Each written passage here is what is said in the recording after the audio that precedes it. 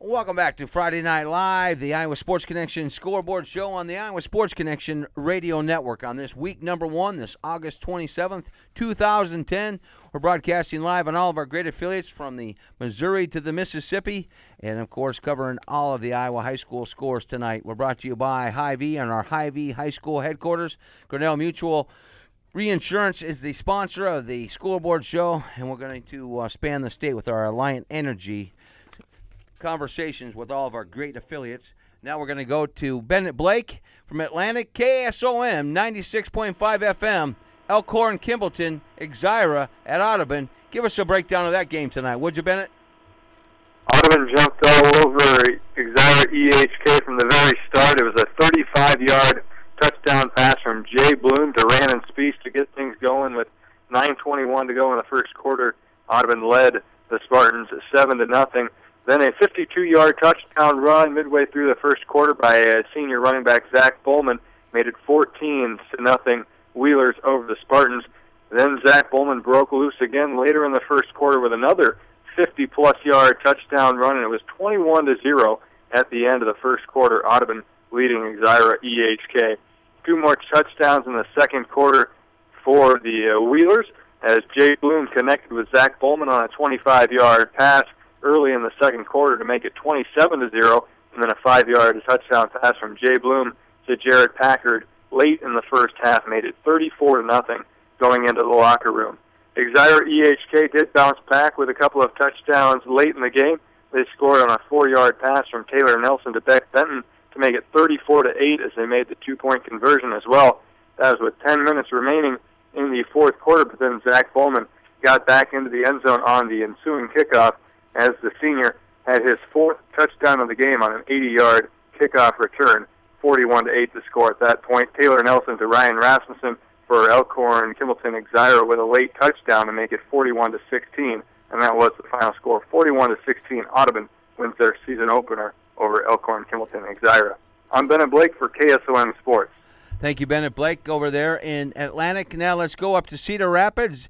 KGYM, AM 1600. He's Scott Unash. He's the sports director, and he was at a crosstown rivalry game, Cedar Rapids Kennedy, at number 2, Cedar Rapids Xavier.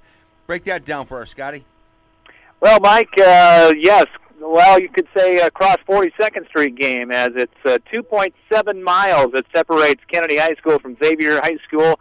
The Xavier Saints coming in off a semifinal appearance last year, rated number 2 in the Iowa Sports Connection poll, and they showed the statewide they were rated number 2 and so highly thought of. They pounced on Kennedy early and often, took a 28-0 halftime lead, and defeated the Cougars tonight by a score of 35-7. The Xavier Saints took advantage of some Kennedy errors in the first half. The first error coming on the very first play of scrimmage. Anthony Crowley with a fumble picked up by the Saints. And several plays later, they scored on a Jared Bowles 2-yard run. Xavier in the first half started 3 drives from inside Kennedy territory, and for the evening scored 3 times on drives starting inside Kennedy territory. The big story was quarterback Andy Didio making his first varsity start for the Saints. He was outstanding, 10 of 12, 109 yards, and 2 touchdowns tonight on the ground. Pat Chezik, 17 carries, 78 yards. He scored a couple of touchdowns in 3 quarters of work. It was 35-0 before Kennedy scored on the Xavier second and third teamers with just over 2 minutes remaining in the ball game. So Xavier goes to 1-0. They get ready for another Metro Showdown at Cedar Rapids Prairie next week. While Kennedy has a short week, they can get ready for top 10 rated Linn-Mar at home at Kingston Stadium next Thursday night. So the Battle of 42nd Street tonight, all number 2 Xavier, as they defeat Kennedy 35-7. And from Cedar Rapids, Scott Unash for the Iowa Sports Connection.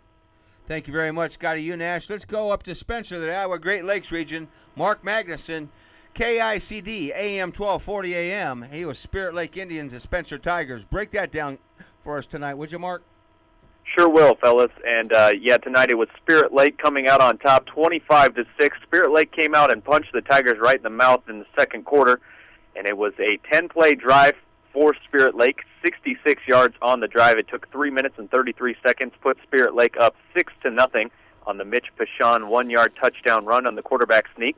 The extra point attempt was blocked by the Spencer Tigers, so the score would stay at 6-0, and that's where it would go into half. Spirit Lake led it 6-0. Starting out the third quarter, Spirit Lake got the ball and had a quick hitter this time on a two-play drive that eclipsed 85 yards on the field. 38 seconds is all it took. Rick Maris for the Indians had a 65-yard touchdown run, came in motion, took the end around on the right-hand side down the sideline. The Indians went up 12-0, failing to convert the two-point conversion. And then in the fourth quarter, it was the Spirit Lake Indians scooping up a Spencer Tiger fumble and scampering in 34 yards for the touchdown. It was Rick Maris who had just scored that touchdown back in the third. This time he's doing the defensive work, picking up the touchdown and bringing it in for the Indians. That would put them up 18-0. And then in the fourth quarter, the Tigers finally got the breakthrough, had a 7-play, 65-yard drive. It lasted 2 minutes and 31 seconds. Robbie Schleger picked out a pass over the middle on a little seam route to Brant Illig, 13 yards for the touchdown. The Spencer Tigers failed on their two-point conversion attempt. And then the Spirit Lake Indians come up with a huge drive to put the nails in the coffin. 11 plays, 54 yards, took 6 minutes and 55 seconds. Moved the clock all the way down to where the Spencer Tigers did not have much to do with it. Luke Cable punches it in for 2 yards on the touchdown run. Brett Cochran-Bay makes the point after to put it to 25-6, and that would be the final. So the Spencer Tigers drop their home opener and season opener. They are 0-1, moved to Emmitsburg next week to take on the Ehawks. The Spirit Lake Indians are 1-0 on the season after this big win against one of their rivals who they play in the Lakes Conference. For other sports, the Indians will play Storm Lake next week, who had a big win tonight. For KICD, this has been Mark Magnuson. It was Spirit Lake 25, Spencer Tigers 6. Thank you very much, Mark Magnuson, up there at KICD AM 1240 in Spencer and the Iowa Great Lakes. And now let's go to Ames, Iowa, and KSI AM 1430 Sports Director Dave Sproul. And he had a great one. Number 5 Ankeny at Ames Little Cyclones. Break this game down for us, sir, David.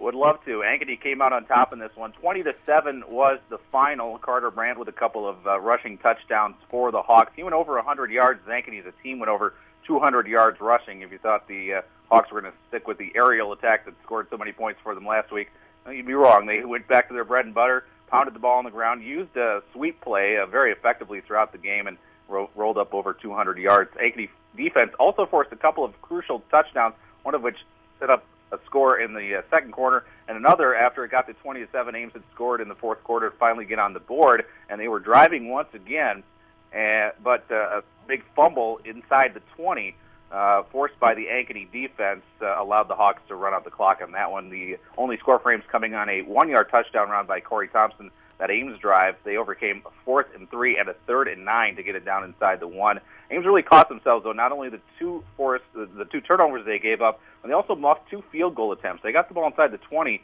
4 times in this game, but only came away with the 7 points because they had trouble with the center holder exchange on a couple of field goal attempts and came up short after some good drives, but couldn't capitalize. So Ankeny comes away with the win in that one, 20-7 at Ames.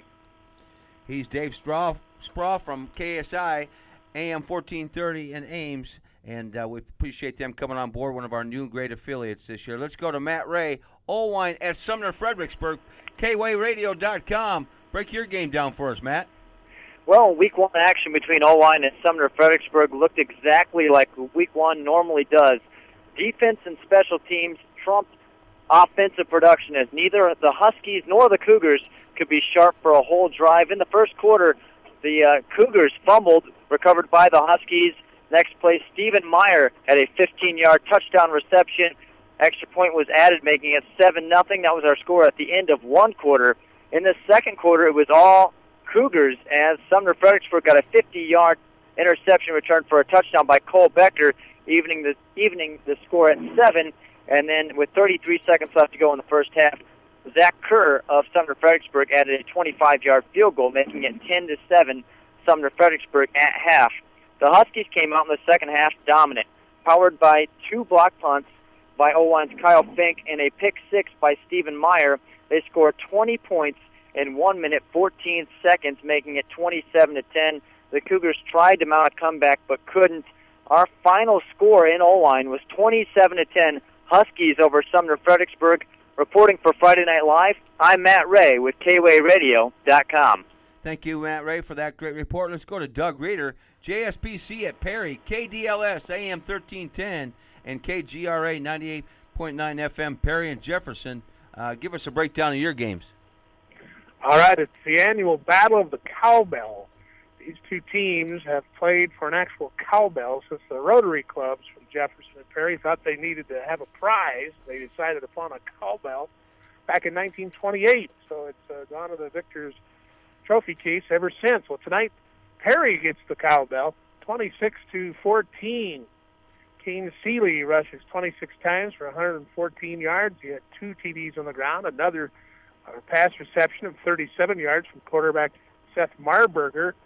Will Stetzel runs for 20 carries and 106 yards as the Blue Jays scored the last 19 points of the game. The Rams led in the third quarter 14-7 on the strength of a pair of Nathan Carhill touchdown runs of 4 and 25 yards. And Perry comes back and scores the last 19 and wins it on their home field 26-14. For the Rams, Michael Hoyt threw for well over 100 yards. Tight end David Owens caught 7 passes for 118 yards, rather. Owens, the JSPC tight end. But it was Perry getting the win, 26-14, in the annual Battle of the Cowbell. This is Doug Reeder reporting. You don't get that kind of reporting, Doug Reeder. The Battle of the Cowbell. Thank you very much. From our great affiliate, KDLS AM 1310 and KGRA 98.9 FM, Perry and Jefferson. Of course, this is our Alliant Energy spanning the state, 90 seconds with all of our great affiliates. Alliant Energy, proud to support Iowa high school athletics. We're on for you, providing energy-saving tips and reliable service. To learn more, visit AlliantEnergy.com. Let's take a break, come back. We'll get you caught up with more Grinnell Mutual reinsurance scores from across the state. Come back in the 11 o'clock hour with more of our Alliant Energy reports from our great affiliates. We'll be back on the Iowa Sports Connections Friday Night Live scoreboard show on the Iowa Sports Connection Radio Network.